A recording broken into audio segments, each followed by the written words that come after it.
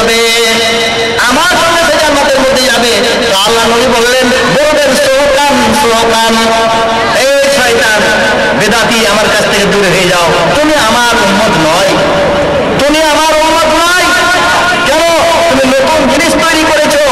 আল্লাহ রাব্বুল আলামিন যেটা বলেছিলেন, মা আতাকুমুর রাসূলু ফাখুযু ওয়া মা নাহাকুম আনহু ফান্তাহু, নবী যে দেয় নিয়ে নাও, আজরা নিষেধ করে ছেড়ে দাও। কেন? আদর্শ চরিত্রবান সারা বিশ্বের মধ্যে লাকাদ কানা লাকুম ফি রাসূলিল্লাহি উসওয়াতুন হাসানা, সুন্দর নমুনা আমাদের নবী, সুন্দর নমুনা। যেহেতু আল্লাহ নবীর তরিকা ছেড়ে দিয়ে, সুন্নাতকে ছেড়ে দিয়ে নতুন জিনিস আমাদের মজা আছে, আর আমরা বলি যে মুমিন হতে পারি? হতে পারি না। আপনার বাড়ি আমি গেলাম, বাড়ি যাওয়ার পরে আপনি আমাকে একটা মশারি খাটিয়ে দিচ্ছেন। আমি বলি মশারি কি হবে বাবা? তাহলে মশারি আমি দেখিনি, মশারি কি হবে ভাই? বলছে মশা লাগবে খুব, আপনার রক্ত চুষে চুষে খেয়ে নিবে। বলছেন না, তাহলে এইরকম কবর মাখা ঘরে তো আমি থাকতে পারবো না, এক ধারটা উঠিয়ে দেন, এক ধারটা উঠিয়ে দেন, এক সাইডটা যদি উঠিয়ে দিই তো মশা আপনার মশারি টাঙানো লটকানো টাঙানো না টাঙানো সমান। বলছেন না, তাহলে এক কাজ করেন, আমি মাথাটা বাইরে রাখি, মাথাটা বাইরে রাখি। আচ্ছা বলুন দেখি, লোকটা কি মশাকে চুমো খাবে? বাঁচবে সে অত্যাচার থেকে? রক্ত চুষে খাবে না? আল্লাহ রাব্বুল আলামিন বলেছেন, আফাতুমিনুনা বিবাদিল কিতাবি ওয়া তাকফুরুনা বিবাদ, তুমি কিছু মানবে আর কিছু ছাড়বে? তুমি নিজেকে মুমিন দাবি করবে আর তুমি বেদাত সৃষ্টি করবে, বেদাত করবে, যেটা আল্লাহ নবী করেননি, যেটা সাহাবীরা করেন। ইয়া আইয়ুহাল্লাযীনা আমানু ইয়া আইয়ুহাল্লাযীনা আমানু কুনু ফিস-সিলমি কাফা ওয়া লা তাত্তাবিউ খুতুওয়াতিশ শাইতান। হে মুমিনেরা, তোমরা যদি ঈমান রাখো, আল্লাহ রাব্বুল আলামিন বলছে আমাকে যারা বিশ্বাস করো, তাহলে ইসলামের মধ্যে পূর্ণভাবে তোমরা প্রবেশ করো। কিছু মানবে আর কিছু ছাড়বে, যেখানে মজা আছে সেখানে তোমরা মেনে নেবে, আর যেখানে তোমার ক্ষতি আছে, যাকাতের কথা যখন আসবে তখন আমার লস হচ্ছে, এই কথা মানবো না, চলবে না, চলবে না। আল্লাহ নবী আমার বললেন, একটা তিরমিজি শরীফের হাদিস, আল্লাহ নবী আমার বললেন, শোনো ও আমার কমেরা, শোনো, তোমাদের মধ্যে এমন একটা জামানা আসবে, এমন একটা সময় আসবে, যে সময়টা বানি ইসরায়েলের উপরে এসেছিল, বানি ইসরায়েলের উপরে এসেছিল। বানি ইসরায়েল এমন লোক নিজের মায়ের সঙ্গে কুকাজ করেছে, জঘন্য কাজ করেছে, তোমাদের উপরে বাড়াবো সরাবর ওই রকমই জামানা আসবে।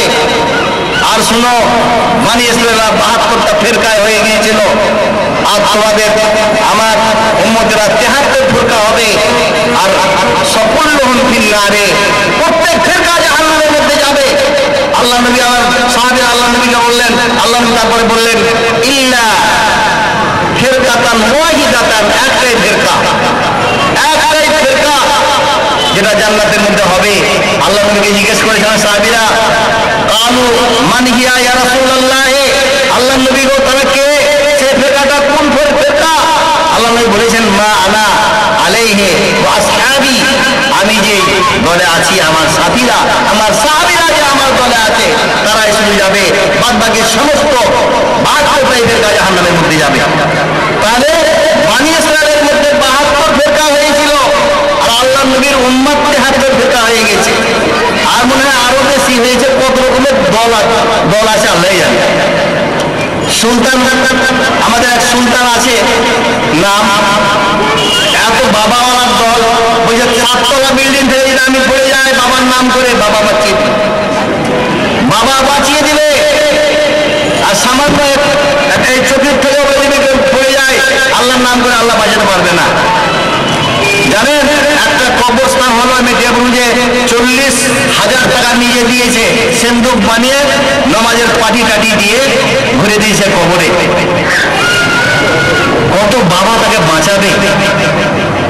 আল্লাহ রাব্বুল আলামিন কোরআনের মধ্যে বললেন, কিয়ামত পর্যন্ত যদি চিৎকার করে তার কাছে দিতে পারবে না, মাথা ঠুকে ঠুকে মরে গেল, সমস্ত শরীরে রক্ত বাইরে তার বাবা তাকে দিতে পারবে না। হচ্ছে সে তো নিজেই বুঝতে পারে।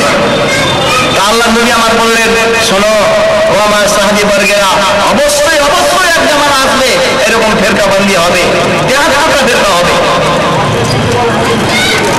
তাহলে আজকে আমরা প্রথম নতুন বেদাত তৈরি করেছি।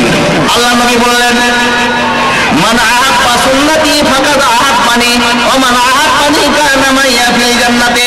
আমার সুন্নাতকে যে ভালোবাসলো সে আমাকে ভালোবাসলো, আর আমাকে যে ভালোবাসলো আমার সঙ্গে সে জান্নাতের মধ্যে যাবে।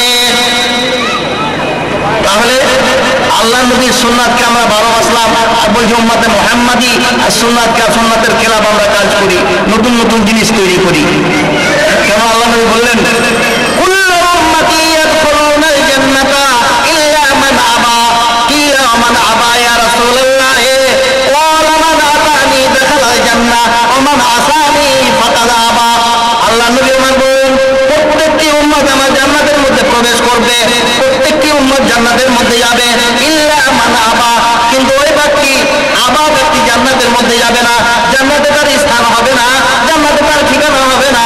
আল্লাহ রাব্বুল আলামিন তার জন্য রহমতের তার দিকে নজরে দেখবে না। সাহাবীরা জিজ্ঞেস করেছিলেন আল্লাহ নবীকে, কিলা মান আবা ইয়া রাসূলুল্লাহ? ও আল্লাহ নবী গো, আবার অংশ বুঝতে পারলাম না, কি আপনি বলে দিন, তাসরিহ করে দিন, সুন্দর করে বলে দিন। আল্লাহ নবী আমার বললেন, মান আতানি দাখালাল জান্নাহ ওয়া মান আসানি ফাকাদ আবা। ও আমার সাহাবী বর্গেরা শুনে নাও, যে ব্যক্তি আমার ইবাদত করলো, আমার কথা অনুযায়ী চললো, আমি যা বললাম সেটা শুনে নিল, যেটা নিষেধ করলাম সেটা ছেড়ে দিল, সেই ব্যক্তি আবার নাফরমান ব্যক্তিকে আবা বলা হয়। আতানি থেকে আল্লাহ নবী যাবতীয় কথাকে মেনে নিল, মাথা নত করে দেখুন এতে আমার ক্ষতি আছে। আর আবা হলো নাফরমান ব্যক্তি, যেখানে লাভ সেখানে আছে, যেখানে লস কিছু যাচ্ছে সেখানে কিন্তু শরীয়ত আর বুঝে না, শরীয়তের কোনো তাওয়াক্কুল রাখে না।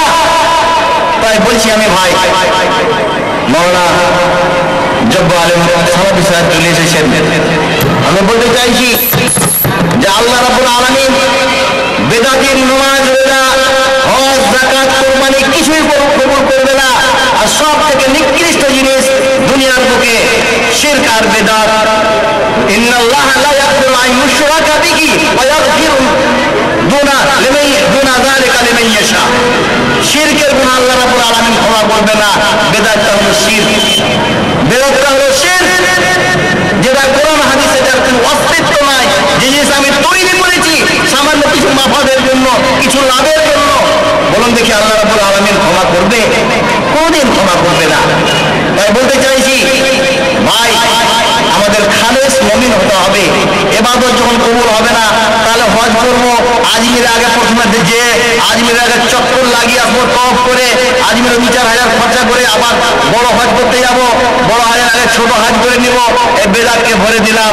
জেনে রাখুন, যেমন দুধে একটু পেশাব পড়ে গেলে, 1 মণ দুধে 2 কাতরা যদি পেশাব পড়ে যায়, দুধটা বেকার হয়ে যায়, তো আপনাদের খুলুসিয়াত, তাওহীদ, আকীদা নষ্ট হয়ে যাবে।